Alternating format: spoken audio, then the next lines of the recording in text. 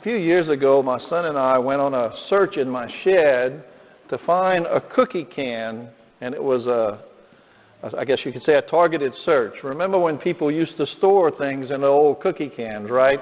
Well, my mom had given me this can, and it had some of the artifacts or relics, whatever you want to call it, of my dad's days in the Army during World War II.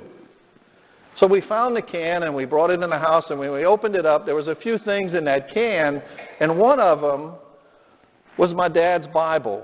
And the cover had fallen off, and he had kind of wrapped it in foil. Now, not just because I'm a deacon, but the amazing thing about that Bible was that it still existed. You see, my dad never learned how to read and write. But he kept that Bible through his time in Europe, and I mean, it stayed with us. It still exists today. An amazing thing about that, like I said, my dad never learned how to read and write. He used to tell us that he quit school in the first grade. And one of my kids said that, it's amazing they took a 6-year-old out of school to go scrap cane. And I said, well, back in those days, he was probably 10 or 12 before they caught up with him to make him go to school. And then he quit. But like I said, he never learned how to read and write, but he became to me, one of the most intelligent people I've ever met. And you see, when we were digging through this stuff, a card fell out. And it was a little card folded in half, and it had the military insignia on the outside. And when we opened it up, it was my dad's driving permit from the Army in 1945. And it just blew my son away.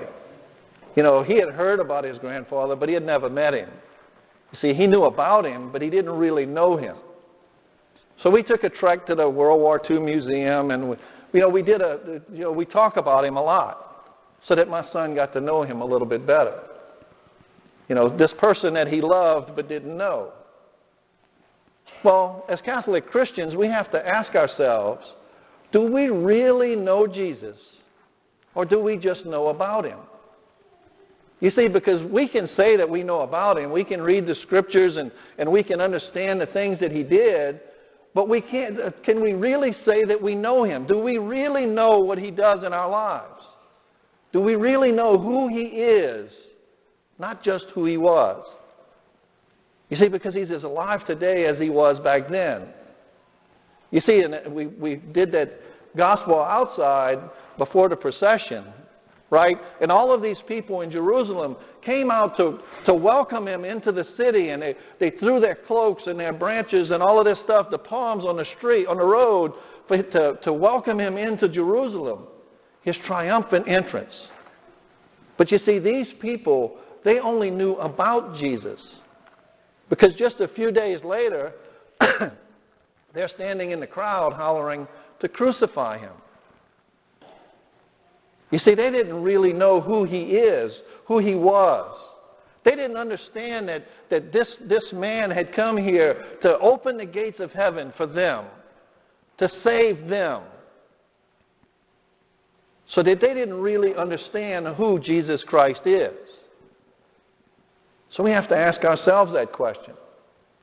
You see, we're moving into the holiest week of the year, right? Today begins Holy Week. Today we had the procession with palms. On Thursday morning, at the cathedral at St. Francis, we're going to have the Chrism Mass. And the Chrism Mass is that Mass when the bishop and all the clergy get together, the priests and deacons, the seminarians, and that Mass, the oils that we use throughout the year are going to be blessed. The priests are going to reinstate their vows to the priesthood at that Mass. And the cathedral is going to be full to capacity, because the whole diocese is invited to that Mass. And then Thursday night, we'll come here for the Lord's Supper.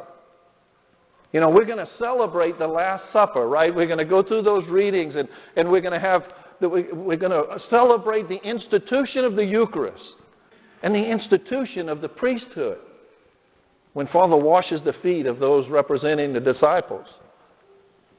And our church is going to be full to capacity, right? Standing room only. Not exactly. And on Friday, we're going to celebrate the veneration of the cross. See, we don't have Mass on Friday, but we're going to have a service. And we're going to come and we're going to kiss the cross, that cross that Jesus voluntarily gave himself to be nailed to for us. And then we're going to go outside, weather permitting, and we're going to walk through the stations of the cross. And our church is going to be filled to capacity, right? Standing room only. Not exactly. And then on Saturday night, we have the Vigil Mass, right? That Mass when we turn off all the lights and we blow out all the candles and we relight the fires. And Father blesses the holy water. And if we have anybody, we welcome them into the church on that night. And our church will be filled to capacity. Standing room only.